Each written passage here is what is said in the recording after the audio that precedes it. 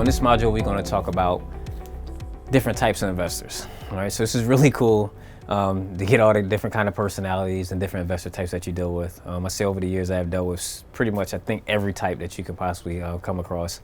The first one I'm going to talk about is the newer investors. These are the people that just probably watched HGTV for the first time, and they probably have a 9-to-5 and they want to start flipping houses.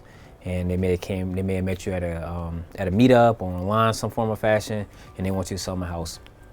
And it's perfectly cool to do business with these people, but at the same time, you definitely got to manage expectations and not say handle these people with a white glove, just because of the fact of they don't know what they're doing at all. They think it's an easy situation or it's an easy way for them to make money.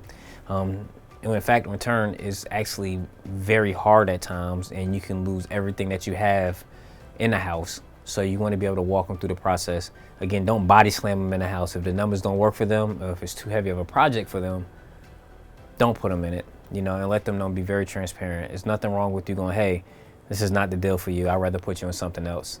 Just wait till the next deal. When dealing with these people, again, let them know whether you can help them or not.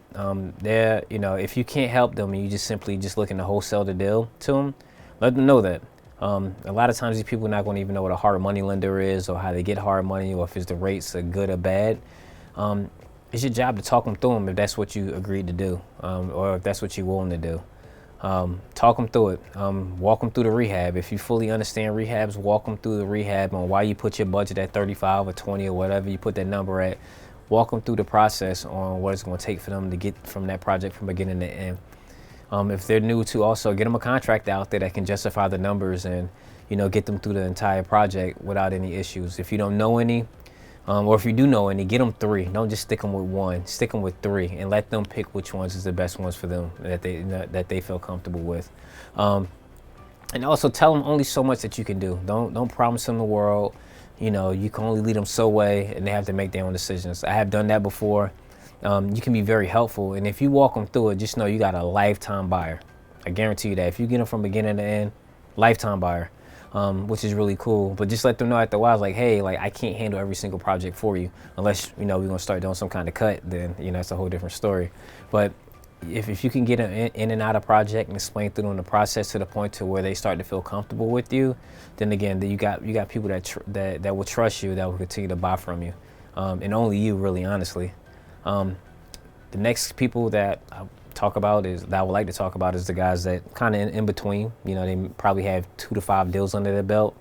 To me, I look at them as, I'm just looking to wholesale the deal to them. Again, if they need some help or some guidance in some form of fashion or opinion or anything like that, be happy to give it to them. I have guys now to where sometimes they may ask me to come walk a project, and they want to get my feedback on it, as far as the work that the contractor is doing. I'll go take a look. I don't have a problem with that. If I have some time, I would definitely go take a look. I'll give them my feedback. Sometimes even I do that. Even I do that myself now. Every now and then, if it's a property to where I'm working on it, something doesn't seem right, or maybe I should change the scheme on a couple of things. I have some guys I can lean on and I can talk to and I can get their opinion on. It's the same thing, especially if you sold them the house. I would think you would want to get them out the house, right? Just because of the fact of you may want to sell another house, or they may want to buy another house from you. So ideally, if they're asking for your opinion, give it to them. If they ask you to walk the house and you have time, to see if the contractor's doing a good or bad job or whatever it may be, take the time, stop, and give them your feedback. You taking the time with people go a long way, and they can make you a lot of money just showing that you care. So sometimes just take the time, tell them what you think about it, tell them if any changes need to be made, and keep it moving. Again, don't overpromise.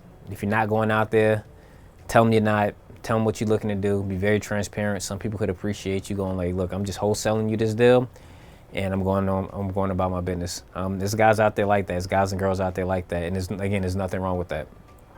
The next people, the 20-year vet, I'm gonna call it.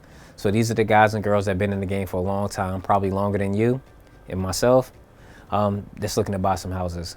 These people, they're going to be a little meticulous about who they deal with because they've seen the whole run of the gamut, from the really good wholesalers to the really crappy ones, to the ones that's simply lying about their numbers, to guys selling properties without contracts, without them actually having contracts on them.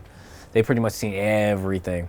So dealing with these people, give them the numbers, again, make sure that you're pretty solid on your numbers as far as rehab and ARV. Make sure that you feel comfortable and that the numbers are the numbers. Because again, these are the people that have been around for a long time. I mean, they can really mess up your name if you're doing bad business, if you're throwing out crappy deals. So make sure your numbers on point. I don't really try to give them that much feedback as far as the house on the rehab. I'm gonna let them walk it themselves. It's 30, 25, whatever it is in rehab. I'm gonna let them walk it themselves.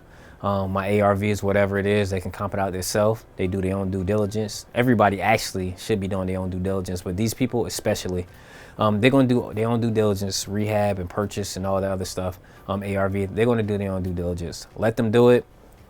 Only thing that you make sure that you know is the number that you're selling them the house at.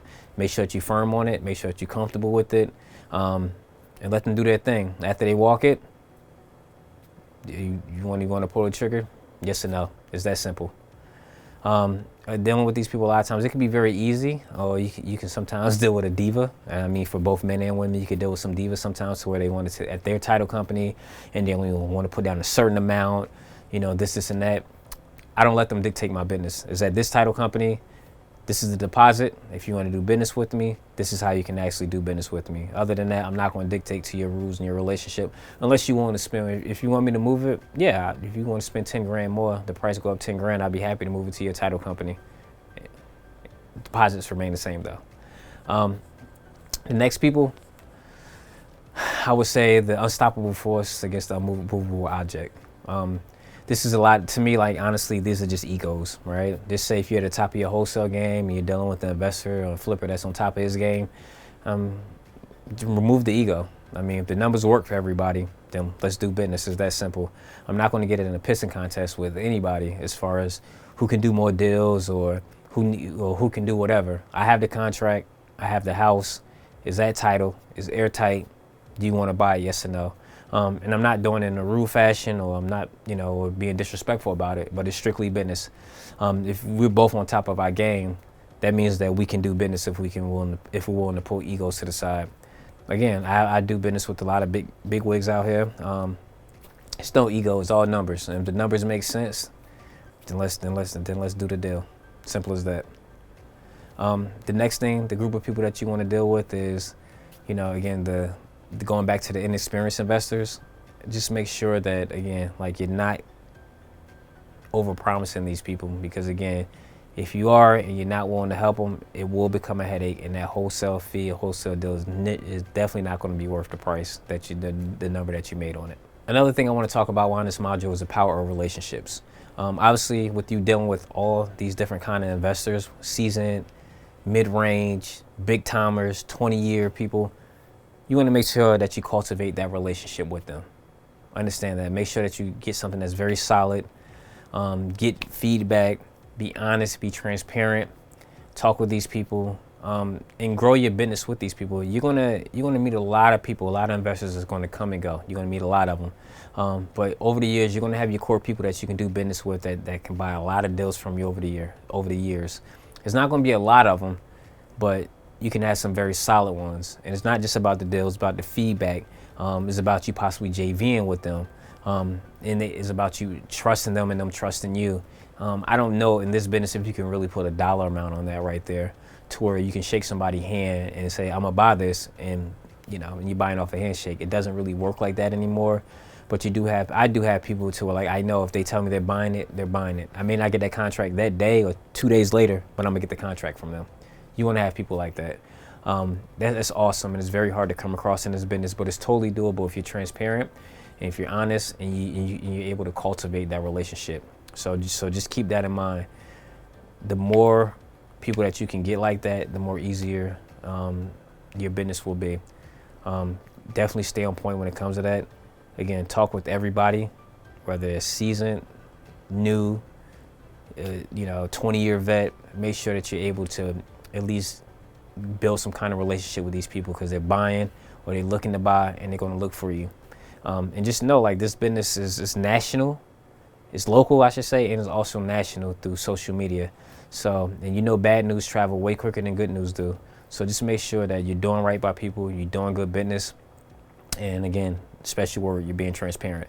So the more that you can do that with these people that you come across, with the investors and other wholesalers that you come across, the more easy it will for you to be able to do deals and make good money. So this is the end of module 11. I know I gave you guys a lot to think about, but this is a very, very, very, very important module, just like the rest of them. Cultivate them relationships, man. I'm telling you, like, it'll take you a long way in this business to get you deals that you know, that just fall in your lap. You get text messages on deals when you wake up in the morning just because people like to do business with you. And that's super important. You know what you talk about, you know what you're talking about, and people want to do business with you. That's awesome right there, that's gold. So make sure that you can do them things, make sure that you stay in touch with everybody. Make sure that you cultivate your relationships. Whether they're new, seasoned, super investor, make sure you're able to cultivate the relationships with them. I'll catch you guys on the next module.